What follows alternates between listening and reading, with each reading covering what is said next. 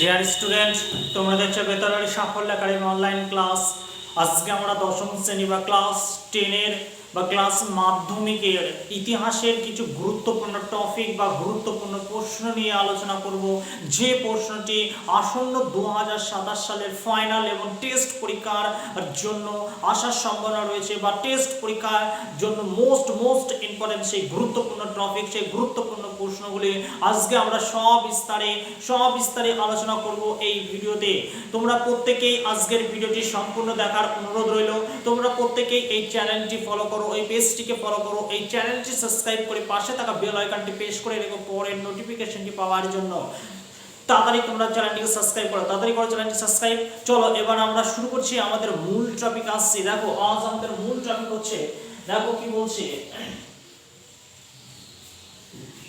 দেখো দশম শ্রেণী ইতিহাস টেস্ট ফাইনাল সাজেশন 2027। দেখো কি বলছে, প্রথম চুয়ার কাদের বলা হতো। দেখো এটা কিন্তু ইতিহাসের টিকা হিসাবে মোস্ট ইম্পর্টেন্ট। চুয়ার বিদ্রোহ বলে একটা তৃতীয় অধ্যায়ে তোমাদের রয়েছে, দেখবে চুয়ার বিদ্রোহ টিকা। এটা কিন্তু ভালো মতো করে যে পরীক্ষা কিন্তু টিকা হিসাবে আসতে পারে 4 নম্বরের জন্য। দেখো কি বলছে, বাঁকুড়া দক্ষিণ পশ্চিম অঞ্চলের মানভূমির উত্তর পূর্ব অঞ্চল মেদিনীপুরে জঙ্গলমহল অঞ্চলের আদিবাসীরা চুয়ার নামে পরিচিত।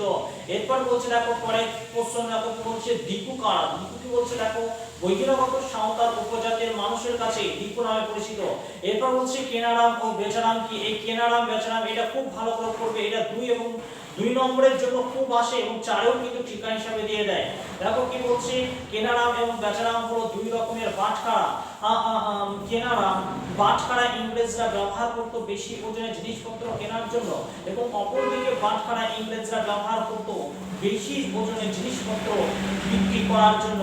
তাহলে এই কেনারাম বেচারাম কি বোঝা যাচ্ছে? কেনারাম হচ্ছে একটা হচ্ছে ইংরেজরা ব্যবহার করত বেশি পরিমাণে জিনিসপত্র বা বেশি ওজনের জিনিসপত্র কেনার জন্য, আর একটা হচ্ছে কি বেশি ওজনের জিনিসপত্র বিক্রি করার জন্য। এটাকেই বলা হচ্ছে কি কেনারাম বেচারাম।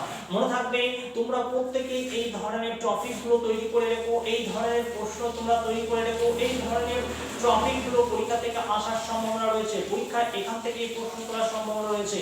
বোঝা গেছে? তোমরা প্রত্যেকে এটি খাতায় নোট করে তৈরি করে রেখো আসন্ন 2027 সালের জন্য। আজকে এই পর্যন্ত। এই ভিডিওটি ভালো লাগলে অবশ্যই লাইক করো, আর এই ভিডিও লিঙ্কটি চ্যানেলের লিঙ্কটি বেশি তোমাদের বন্ধু বান্ধবদের মধ্যে শেয়ার করে দিও।